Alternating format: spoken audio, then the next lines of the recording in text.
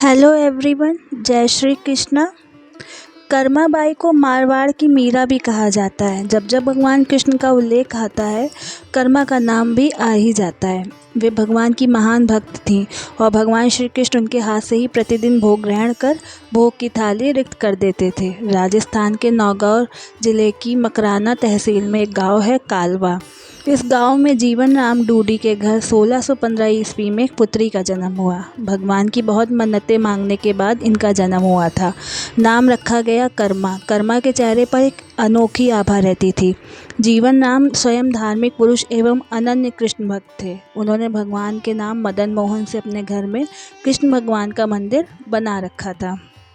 वे प्रतिदिन भगवान कृष्ण की पूजा करते और भोग लगाते थे तथा भगवान को भोग लगाने के बाद ही भोजन ग्रहण करते थे। यह उनके घर का नित्य का नियम था। इसी प्रकार समय बीतता गया। कर्मा बाई प्रतिदिन अपने पिता को श्री कृष्ण भगवान की पूजा करते देखती, उनको भोग लगाते देखती। यही सब सीखते देखते कर्मा बाई का बचपन बीत रहा था। अतः बचपन से ही उस नन्ही कर्मा में भक्ति भाव के संस्कार थे। इन्हीं संस्कारों के बीच पलते बढ़ते कर्मा 13 वर्ष की हो गई। एक बार जीवन राम को कार्तिक पूर्णिमा स्नान के लिए पुष्कर जाना था। उनकी पत्नी भी उनके साथ जा रही थी। वे कर्मा को भी साथ ले जाना चाहते थे, लेकिन एक समस्या आ गई थी। उनकी अनुपस्थिति में भगवान को भोग कौन लगाता। इसलिए उन्होंने कर्मा को ये जिम्मेदारी सौंपी और बोले, पुत्री, हम दोनों पुष्कर स्नान के लिए जा रहे हैं। तुम सुबह भगवान को भोग लगाना और उसके बाद ही भोजन करना। कर्मा ने यह जिम्मेदारी सहर्ष स्वीकार कर ली। माँ पिता के तीर्थ यात्रा के लिए जाने पर कर्मा ने सुबह स्नान आदि कर बाजरे का खिचड़ा बनाया और पूजा के लिए अपने घर में बने भगवान के मंदिर के समीप आ गई। भोग की थाल भगवान के सामने रखकर हाथ जोड़कर बोली, हे प्रभु, भूख लगे तो भोग लगा हुआ आप भोग ग्रहण कर लेना, तब तक मैं घर के और काम कर लेती हूँ। इसके बाद वह काम में जुट गई। बीच बीच में वह थाली देखने आती, लेकिन भगवान ने खिचड़ा नहीं खाया था। बहुत देर होने के बाद भी जब भगवान जी ने भोग ग्रहण नहीं किया तो उसे चिंता हुई कि क्या पता भगवान जी को खिचड़ी में स्वाद ना आ रहा हो, इसलिए ग्रहण नहीं कर रहे, इसमें घी की या गुड़ की कमी रह गई हो। फिर जाकर उसने गुड़ व घी मिलाया। फिर वह बैठ गई, लेकिन भगवान ने फिर भी भोग ग्रहण नहीं किया। तब मायूस होकर उसने कहा कि हे प्रभु, आप भोग ग्रहण क्यों नहीं कर रहे हैं? कर लीजिए, माँ बापू पुष्कर नहाने गए हैं। आपको भोग लगाने अभी कुछ दिन वो लोग नहीं आएंगे। आपको भोग लगाने की जिम्मेदारी मुझे दी गई है, इसलिए आपके भोग लगाने के बाद ही मैं खाना खाऊंगी। परंतु भगवान जी ने फिर भी भोग ग्रहण करना शुरू नहीं किया। फिर कर्मा उनसे शिकायत करते हुए बोली, माँ पिताजी जब भोग लगाते थे तब तो आप भोग ग्रहण कर लेते थे, फिर आज क्यों भूखे बैठे हैं? इतनी देर हो गई है, खुद भी भूखे बैठे हैं और मुझे भी भूखा रखा है। यह सब बोलकर वह भगवान के भोग ग्रहण करने की प्रतीक्षा करने लगी। परंतु यह क्या, अब तो सुबह से दोपहर समाप्त हो चली थी और शाम हो गई थी। भूखी कर्मा रुआसी हो गई थी और दुखी हो गई थी। रोते हुए बोली, हे भगवान जी, आप ग्रहण कर लीजिए भोग, अन्यथा मैं भी भूखी ही रह जाऊंगी। अतः कान्हा के काठ की मूर्ति से आवाज आई। कान्हा बोले, कर्मा, तुमने पट बंद किया ही नहीं तो मैं भोग कैसे ग्रहण करूं? यह सुनकर कर्मा ने पट खींचकर ओट कर दी। भगवान श्री कृष्ण ने खिचड़ी का भोग ग्रहण किया और थाली पूरी खाली हो गई। कर्मा ने पलटकर देखा तो भोग की थाली में भोग नहीं बचा था। तब कर्मा बोली, भगवान जी, इतनी सी बात थी तो पहले बता देते, खुद भी भूखे रहे, मुझे भी भूखा रखा। इसके बाद कर्मा ने खिचड़ी खाई। अब तो प्रतिदिन कर्मा खिचड़ी बनाती और भगवान जी भोग ग्रहण करने आते थे। इसी बीच उसे लगने लगा कि उसे सबसे पहले भगवान का भोग लगा देना चाहिए। क्या पता उन्हें जल्दी भूख लग जाती हो, साफ सफाई नहाने धोने के कारण भगवान के भोग में देर हो जाती हो। फिर वह सबसे पहले उठकर भोग बनाती और प्रभु का भोग लगा लेती, फिर अपना दिन भर का काम करती। कुछ दिनों बाद उसके माता पिता तीर्थ से लौट आए। आते ही पिता ने अपनी लाडली पुत्री से पूछा, पुत्री, तुमने किसी भी दिन भगवान को भूखा तो नहीं रखा?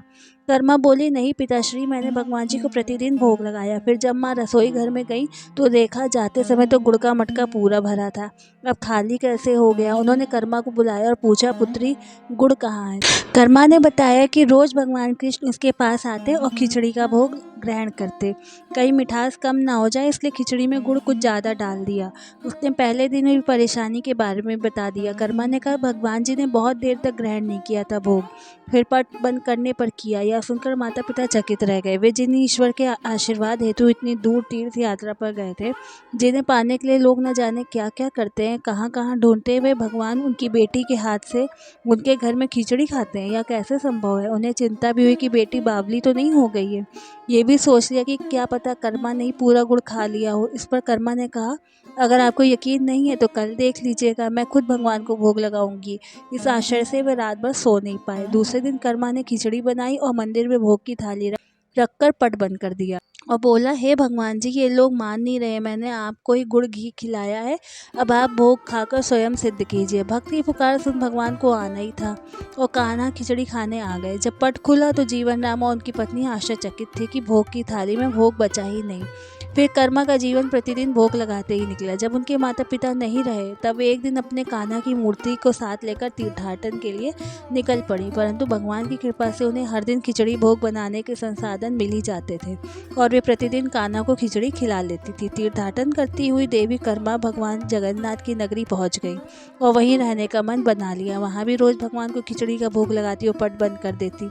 भगवान भी प्रतिदिन उनके भोग को ग्रहण करते। जिस दिन उन्होंने पहली बार जगन्नाथपुरी में खिचड़ी बनाई, उसी दिन उनके पास से जा रहे एक बालक ने उनसे कहा, माता, घी की बड़ी अच्छी सुगंध आ रही है, क्या भोजन बचा है? देवी कर्मा ने कहा, हाँ बालक, बचा है, तुम बैठो, मैं तुम्हें देती हूँ। यह कहकर देवी कर्मा ने उस बालक को भी खिचड़ी लगा दिया। बालक पूरे मन से स्वाद लेकर खा रहा था। देवी कर्मा को यह देखकर सुख की अनुभूति हो रही थी। उस बालक ने खाते खाते पूछा, माता, क्या मैं कल आऊँगा तो भी मुझे खिचड़ी खिलाओगी? यह सुनकर देवी कर्मा मुस्कुराई और बोली, हाँ पुत्र, तुम यदि प्रतिदिन आओगे तो मैं प्रतिदिन तुम्हें खिचड़ी खिलाऊंगी, तुम निसंकोच आना। यह सुनकर बालक प्रसन्न हुआ और प्रतिदिन देवी कर्मा के पास खिचड़ी खाने आया करता था। एक दिन जब वह बालक खाना खाकर जा ही रहा था, तब उसने देखा कि एक साधु बाबा वहां आकर देवी कर्मा से कह रहे थे कि हे देवी, आप बहुत धार्मिक महिला हैं, भगवान को प्रतिदिन भोग लगाकर खाती हैं, परंतु इन सब के भी नियम होते हैं। आपको बिना नहाए ऐसा नहीं करना चाहिए, आप तो भगवान की परम भक्त लगती हैं। सो हे देवी, प्रतिदिन साफ सफाई करने के बाद नहा धोकर ही भगवान का भोग बनाया करें और लगाया करें। यह सुनकर देवी कर्मा को हाथ जोड़कर प्रणाम किया और कहा, जी साधु बाबा, आप जैसा कह रहे हैं मैं वैसा ही करूँगी। मैं इस बात से अनभिज्ञ थी। फिर साधु बाबा वहाँ से चले गए। अगले दिन से देवी कर्मा साफ सफाई कर नहा धोकर भोग बनाने बैठी, परंतु अब भोग लगाने में देरी हो जाती है और जब तक भोग नहीं लगता उस बालक को भी भोजन नहीं मिलता। बालक आकर माता से कहता, माता, देर हो रही है, भूख लगी है, भोजन दो। माता कहती, थोड़ी देर रुक जाओ लल्ले, मैं दे रही हूँ। बालक जल्दी जल्दी खाकर भाग जाता। कुछ दिन ऐसे ही बीते, परंतु यह कौन जानता था कि वह बालक साक्षात भगवान जगन्नाथ है, जो प्रतिदिन बालक का रूप धर कर्माबाई के हाथ से बनी खिचड़ी खाने आते थे। इतने दिनों में जब जगन्नाथ मंदिर में भगवान का पट भोग के लिए खुलता तो भगवान के मुख पर खिचड़ी की जूठन लगी होती थी। एक दिन पुजारी ने मुस्कुराते हुए मन कहा, हे प्रभु, आपकी लीला भी अपरंपार है, जाने किस भाग्यवान भक्त के यहाँ आप जाकर प्रतिदिन खिचड़ी खाकर आते हैं। फिर पूजा अर्चना हुई, दिन बीत गया, रात्रि हुई। रात्रि को पुजारी के स्वप्न में भगवान जगन्नाथ आए और उन्होंने पुजारी से कहा, हे भक्त, तुमने सही पहचाना, मैं अपनी एक अनन्य भक्त कर्माबाई के यहाँ प्रतिदिन उनके हाथ का बना खिचड़ी खाने जाता हूँ। वहाँ मुझे बिल्कुल अपने पुत्र सा लाड करती हैं। उनकी भक्ति से मैं अति प्रसन्न हूँ। परंतु इसी मंदिर के एक साधु ने उन्हें कुछ आम जीवन की ज्ञानवर्धक बातें एवं उपासना का तरीका समझाया, जिससे मुझे भोग लगाने में अब उनसे देरी हो जाती है। इसी वजह से मेरे मुंह पे खिचड़ी लगी रह जाती है। प्रभु की लीला भी अपरंपार है, वह तो सर्वव्यापी है, एक ही समय अलग अलग स्थान पर हो सकते हैं, परंतु मुख पर खिचड़ी लगाने की लीला उन्होंने इसलिए रची ताकि पुजारी के मन में यह प्रश्न उठे। उस प्रश्न के निवारण में प्रभु पुजारी जी को यह बता सके कि आम जीवन में हम अपने ज्ञान को जब दूसरे को बताते हैं तो वह सदैव ज्ञान के लिए होना चाहिए, ना कि भक्ति के भाव को बदलने के लिए। क्योंकि सांसारिक जीवन के लिए ज्ञान आवश्यक है, ज्ञान महत्वपूर्ण है, परंतु जहाँ भक्ति होती है वहाँ ज्ञान का कोई काम नहीं है। भक्ति में भक्त अपने प्रभु के प्रेम में डूबा रहता है। उपासना के कई तरीके हैं, जितने भक्त जितने उपासक, उपासना के उतने तरीके। जब ईश्वर ने ही उपासना के तरीकों पर प्रश्न नहीं उठाया तो किसी को भी किसी और की भक्ति पर प्रश्न नहीं उठाना चाहिए। साधु गलत नहीं थे, साधु अपने ज्ञान के हिसाब से ही कार्य कर रहे थे, पर वह सही थे, परंतु उन्हें यह नहीं पता था कि जो महिला प्रभु के बिना नहाए खाना देती है उसका भाव सिर्फ इतना था कि मेरे प्रभु को जल्दी खाना मिल जाए, वह भूखे न रह जाए, और यह प्रेम भाव प्रभु के लिए हर नियम से ऊपर था। इन बातों को सुनकर पुजारी जी ने साधु बाबा को बुलवाकर यह बात कही। साधु बाबा को अपनी गलती का एहसास हुआ कि वह भगवान और भक्त के बीच में आ रहे थे और उन्होंने बिना समय गवाए माता कर्मा के पास जाकर कहा कि हे देवी, आप जैसे प्रभु को पहले भोग लगाती थी वैसे ही लगाइए। मैं आपकी भक्ति नहीं समझ पाई, इसलिए मुझे क्षमा करें। देवी कर्मा ने कहा, जी ठीक है, मैं कल से फिर से उसी समय पर वैसे ही भोग लगाऊंगी। माता कर्मा ने फिर उसी तरीके से भोग लगाना शुरू कर दिया और भगवान के मुख पर खिचड़ी का जूठन अब नहीं लगा होता था। ऐसे ही कई वर्ष बीत गए। एक दिन पुजारी ने देखा कि भगवान की आंखों से आंसू बह रहे हैं और वह भोग ग्रहण नहीं कर रहे हैं। तब उन्होंने मन ही मन फिर से पूछा, हे प्रभु, ऐसा कौन सा अपराध हुआ हमसे कि आपने भोग ग्रहण नहीं किया और आपकी आंखों से आंसू बह रहे हैं? प्रभु, यदि हमसे कोई अपराध हुआ है तो हमें क्षमा करें और भोग ग्रहण करें। आपके भक्तजन प्रसाद के लिए प्रतीक्षा कर रहे हैं। फिर क्या था, भक्त वत्सल प्रभु ने प्रसाद ग्रहण कर लिया, परंतु प्रभु के भोग देर से ग्रहण करने की बात और उनकी आंखों से अश्रु बहने की बात पूरी प्रजा में तेजी से फैल गई। यह बात महाराज तक जा पहुंची। महाराज अतिशीघ्र मंदिर पहुंचे और वो पुजारी जी से विचार विमर्श करने लगे। फिर उन दोनों ने भगवान के पास हाथ जोड़कर विनती की कि प्रभु, कृपा हमें बताएं कि इस बात का क्या संदेश है। रात्रि प्रहर जब वह सो रहे थे तब भगवान राजा के सपने में आए। उन्होंने कहा कि मेरी अनन्य भक्त है कर्माबाई, जो प्रतिदिन मुझे खिचड़ी का भोग लगाती थी और मैं प्रतिदिन उनके यहाँ बालक रूप में जाके खाया करता था, परंतु आज उन्होंने अपनी अंतिम श्वास ली और मुझ में सदैव के लिए लीन हो गई। अब मुझे बालक की तरह प्रेम कौन करेगा, कौन खिचड़ी खिलाएगा? यह सुन महाराज ने सपने में भगवान से कहा कि प्रभु, आज से प्रतिदिन आपके भोग में कर्माबाई की खिचड़ी चढ़ेगी।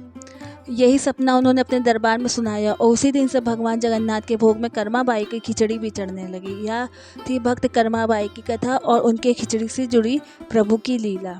आज भी पुरी के जगन्नाथ मंदिर में प्रातःकाल बाल भोग में खिचड़ी का ही भोग लगाया जाता है। मान्यता यह है कि कर्माबाई की ये खिचड़ी है। अगर आपको मेरा ये वीडियो पसंद आया हो तो please like, share and subscribe कीजिए। Thank you. जय श्री कृष्णा।